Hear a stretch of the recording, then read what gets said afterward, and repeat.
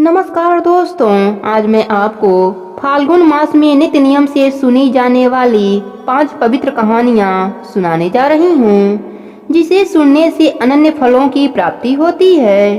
प्रेम से बोले सभी देवों की जय हो। एक समय की बात है, एक बुढ़िया थी, उसके 4 बेटे और 4 बहुएं थीं। उसके पास गायें थीं। एक बार बुढ़िया तीर्थ स्नान के लिए 1 महीने के लिए जाने लगी तो अपने बहुओं से बोली, तुम सब एक एक गाय ले लो, मैं 1 महीने में आऊंगी और देखूंगी तुम में से कौन सबसे ज्यादा घी जोड़ पाया है।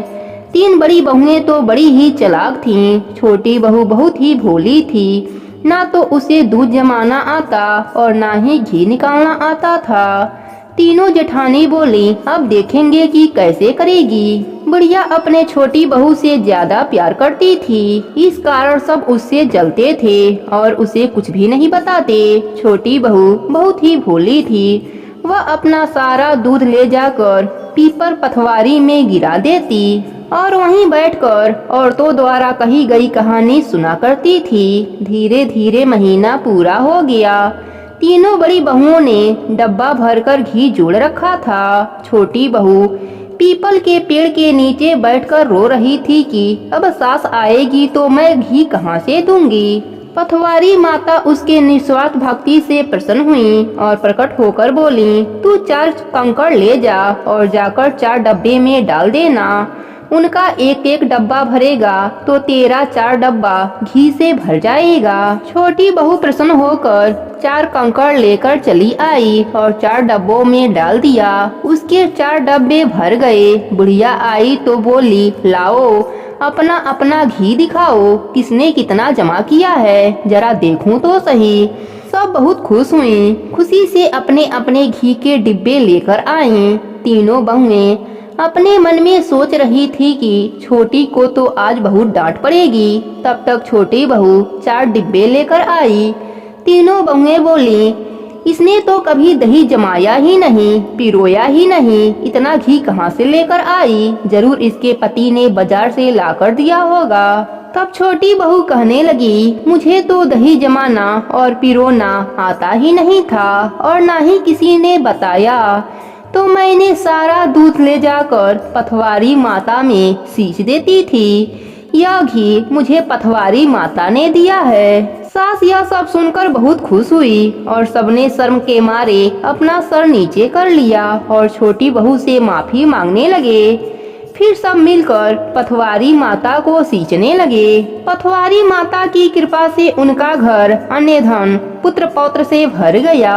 हे पथवारी माता, जैसी कृपा आपने छोटी बहू पर करी, वैसे ही अपने सभी भक्तों पर अपनी कृपा बनाए रखना। प्रेम से बोलिए पथवारी माता की जय हो। एक समय की बात है, एक गांव में एक बुढ़िया रहती थी। वह नित्य नियम से गणेश भगवान की पूजा किया करती थी। वह गणेश भगवान की परम भक्त थी। गणेश भगवान की कृपा से बुढ़िया माई का घर अन्य धन से भरा हुआ था। बुढ़िया माई का एक पुत्र था। पुत्र बड़ा हुआ तो एक संस्कारवान लड़की देखकर अपने पुत्र का विवाह करा दिया। बुढ़िया माई के पुत्र के विवाह को कई वर्ष बीत गए, उसके कोई बच्चे नहीं हुए। तब बुढ़िया माई ने गणेश भगवान से मन्नत मांगा कि मेरा पोता हो जाएगा तो मैं 1.25 मन लड्डू का भोग लगाऊंगी और चांदी का छत्तर भी चढ़ाऊंगी। गणेश भगवान की कृपा से बुढ़िया माई के लड़के की बहू को लड़का हो गया।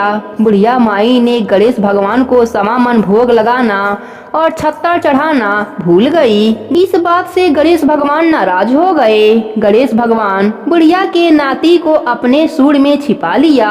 अब बुढ़िया माई अपने नाती को पूरे गांव में खोजती रही। पूरे गांव में हल्ला मच गया कि बुढ़िया माई का नाती खो गया। बुढ़िया माई का नाती खो गया, कहीं नहीं मिल रहा है। तब बुढ़िया माई की बहू बोली, सासू माँ, आपने कोई मन्नत तो नहीं मानी थी। तब बुढ़िया माई को याद आई और बोली, मैंने 1.25 मन लड्डू का भोग और चांदी का छत्तर गणेश भगवान को चढ़ाने के लिए बोली थी। इतना याद आते ही गणेश भगवान ने नाती को छोड़ दिया और नाती मिल गया। फिर बुढ़िया माई ने 100 लड्डू का भोग लगाया, चांदी का छत्तर चढ़ाया। गणेश भगवान प्रसन्न हो गए और बुढ़िया माई के घर में रिद्धि सिद्धि का वास कर गए। हे गणेश जी महाराज, जैसे आपने बुढ़िया माई पर कृपा करी, वैसे ही अपने सभी भक्तों पर अपनी कृपा बना के रखना। कहानी अधूरी हो तो पूरी करना, पूरी हो तो मान रखना। प्रेम से बोले गणेश भगवान की जय हो। एक समय की बात है, एक गांव में एक परिवार रहता था जिसमें 5 भाई और उनकी एक छोटी बहन रहते थे और उनके माता पिता की मृत्यु हो गई थी। 5 भाई अपने छोटी बहन को बहुत प्यार स्नेह से रखते थे। उस लड़की की उम्र अभी 5 साल की थी। वह भगवान शिव जी की परम भक्त थी। वह हर रोज शिव जी का अभिषेक किया करती। उसके भाई भी पूजा के सामान लाने में उसकी मदद करते। समय बीतता है, धीरे धीरे उसके सभी भाइयों की शादी हो गई। लड़की अब बड़ी हो गई थी। धीरे धीरे भाइयों के बच्चे भी हो गए।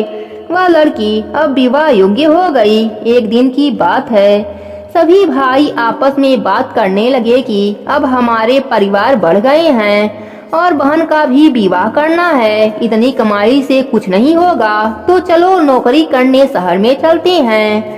लड़की के सब भाई शहर चले गए।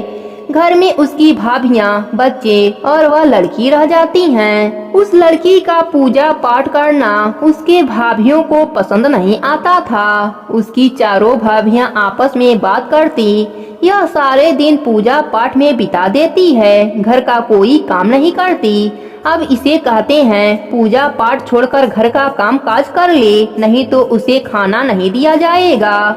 फिर चारों भाभी अपने ननद के पास गईं और बोली, तुम सारे दिन पूजा पाठ में लगी रहती हो, कोई काम नहीं करती। अब पूजा पाठ छोड़ो और कुछ काम कर लो, हम तुम्हें नहीं तो खाना नहीं देंगे। लेकिन लड़की ने कहा, मैं भगवान शिव जी की पूजा करना नहीं छोड़ूंगी। तो भाभियों ने उस दिन उसे खाना नहीं दिया। बेचारी पूरे दिन भूखी प्यासी रही और भगवान शिव जी का जप करती रही। उसकी छोटी भाभी को यह सब बहुत बुरा लगा, तो वह सभी के सो जाने के बाद रात में अपना खाना उस लड़की के पास ले गई और कहा, लो खाना खा लो, मेरे होते हुए तुम भूखी नहीं रह सकती। लड़की खाना खाकर सो जाती है। सुबह जब लड़की उठी तो उसके चारों भाभियों ने कहा, जाओ जंगल से लकड़ी लेकर आओ, लेकिन ध्यान रहे बिना कुल्हाड़ी और बिना रस्सी बांधे तुम्हें लकड़ी लाना है। अगर ऐसा नहीं करोगी तो हम तुम्हें घर से निकाल देंगे। भाभियों ने उसे जंगल में भेज दिया और पूजा भी नहीं करने दिया। लड़की जंगल में गई और उसने हाथ से लकड़ी तोड़कर इकट्ठा कर लिया। फिर उसने सोचा, अब मैं क्या करूं, बिना रस्सी के इन्हें कैसे बांधूं। यह सोचते सोचते लड़की जोर जोर से रोने लगी। तभी भगवान शिव वहाँ प्रकट हुए और लड़की से बोले, क्या हुआ बेटी, तुम क्यों रो रही हो। तब लड़की ने सारी बात भगवान शिव जी को बताई। तब भगवान शिव जी ने कहा, बेटी तुम चिंता मत करो। शिव जी ने अपने नाग से कहा, तुम रस्सी बनकर लकड़ियों में बंध जाओ, लेकिन ध्यान रहे तुम किसी को भी दिखाई मत देना। नाग देवता रस्सी बनकर इस प्रकार लकड़ियों में बंध गए कि कोई उन्हें देख ना सके। फिर वह लड़की लकड़ी लेकर अपने घर आई और लकड़ी एक तरफ रख दिया। नागराज वापस लौट गए। लड़की अपने भाभियों के पास गई और कहा, भाभी मैं लकड़ी ले आई हूँ। भाभियों ने पूछा, किससे बात कर लाई हो। तब लड़की ने कहा, किसी से नहीं, ऐसी इकट्ठी करके लाई हूँ। भाभी देखने गई तो उन्हें बहुत आश्चर्य हुआ। लड़की ने कहा, भाभी अब तो खाना मिलेगा। तब भाभियों ने कहा, हाँ खा लो। तब लड़की ने कहा, भाभी मैं पहले नहा लेती हूँ, क्योंकि जंगल में बहुत गंदगी थी। लड़की नहाने जाती है। चुपचाप लोटा में पानी भरकर शिव मंदिर जाती है और जल चढ़ाती है। हाथ जोड़कर कहती है, हे प्रभु अभी मेरे पास सिर्फ जल है, जब मेरे भाई आ जाएंगे तो मैं अच्छी तरह से पूजा करूंगी। और माथा टेक कर वह अपने घर आ जाती है। फिर खाना खाकर सो जाती है। अगले सुबह फिर भाभियां उसको पूजा नहीं करने देती और लड़की के पास जाकर कहती हैं, जाओ यह धान कूट कर लाओ। आज खीर बनाना है, लेकिन ध्यान रखना कि बिना ओखली के चावल साफ करना है और एक भी चावल कम नहीं होना चाहिए। अगर एक भी चावल टूटा या कम हुआ तो तुम्हें खाना नहीं मिलेगा। लड़की धान लेकर बाहर चली गई और बैठकर जोर जोर से रोने लगी। तभी भगवान शिव फिर से प्रकट हुए और बोले, क्या हुआ बेटी? तब लड़की ने भगवान से सारी बात बताई। तब भगवान शिव ने कहा, कोई बात नहीं, हम तुम्हारी मदद करते हैं। शिव जी की कृपा से बहुत सारी चिड़िया आईं और कुछ ही समय में चावल साफ कर गईं, लेकिन उनमें से एक चिड़िया एक चावल छुपा ले गई। लड़की जब चावल लेकर अंदर आई तब लड़की की भाभीियों ने चावल गिने और कहा, इसमें से तो एक चावल गायब है, बताओ एक चावल कहाँ गया? नहीं बताओगी तो तुम्हें हम बहुत मारेंगे। लड़की ने कहा, भाभी इतने ही चावल थे। तब भाभीियों ने कहा, नहीं एक दाना कम है, जाओ खोजकर लेकर आओ। लड़की फिर बाहर जाकर रोने लगी। भगवान शंकर फिर आए और उन्होंने पूछा, क्या बात है बेटी, अब क्या हुआ? तब लड़की ने कहा, चावल का एक दाना कम है, अगर वह नहीं मिला तो भाभियाँ मुझे बहुत मारेंगी। तब भगवान शिव ने अपने नाग से कहा कि जाओ उन चिड़ियों के पास जाओ और चावल लेकर आओ। भगवान शिव जी के आज्ञा से नाग उन चिड़ियों के पास गया और कहा, बताओ एक चावल किसने चुराया? बताओ नहीं तो मैं सबको खा जाऊंगा। तब डर के मारे वह चिड़िया आई और वह चावल नाग देवता को दे दिया। नाग देवता चावल लेकर शिव जी के पास आए। शिव जी ने वह चावल लड़की को दे दिया। लड़की चावल लेकर घर आई। लड़की ने चावल लाकर अपने भाभी को दे दिया। भाभियाँ रोज उसे सताती रहती थीं, उसे पूजा भी नहीं करने देती थीं। एक दिन भाभियों ने उस लड़की को एक काला कंबल दिया और बोली, जाओ इसे धोकर लाओ।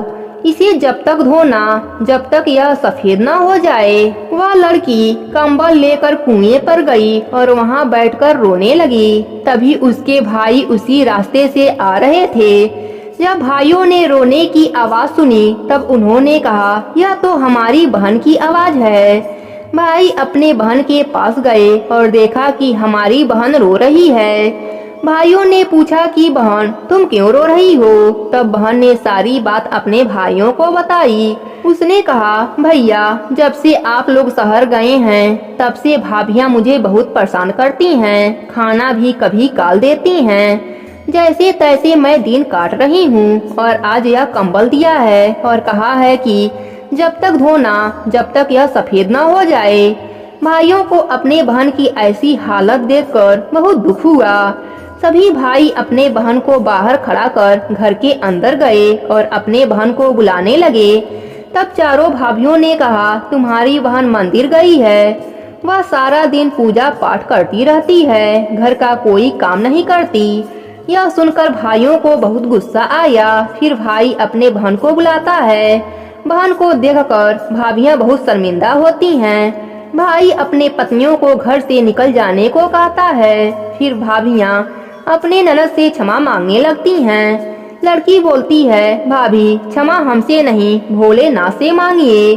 सभी भाभियाँ भोलेनाथ से क्षमा मांगती हैं। फिर सभी हंसी खुशी महाशिवरात्रि का व्रत करते हैं और रात्रि जागरण करते हैं। उनके भक्ति से प्रसन्न होकर भोलेनाथ उनका घर अन्य धन से भर देते हैं। हे भोलेनाथ, अपने सभी भक्तों पर ऐसे ही अपनी कृपा बनाए रखना। कहानी अधूरी हो तो पूरी करना, पूरी हो तो मान रखना। प्रेम से बोलिए भगवान शंकर की जय हो। एक समय की बात है, एक गांव में एक परिवार रहता था। उस परिवार में माँ, बेटा और बहू रहते थे। बहू बहुत ही सीधी साधी और शांत स्वभाव की थी, पर सास बहुत ही झगड़ालू और घमंडी थी। वह अपनी बहू के साथ बहुत अत्याचार करती, उससे घर का सारा काम करवाती और उसे खाने के लिए एक सूखी रोटी देती।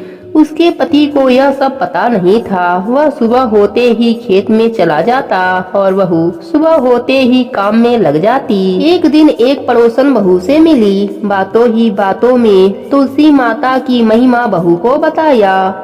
सारी बात सुनकर बहू ने अपने मन में भी तुलसी माता का नित्य नियम करने का निर्णय ले लिया।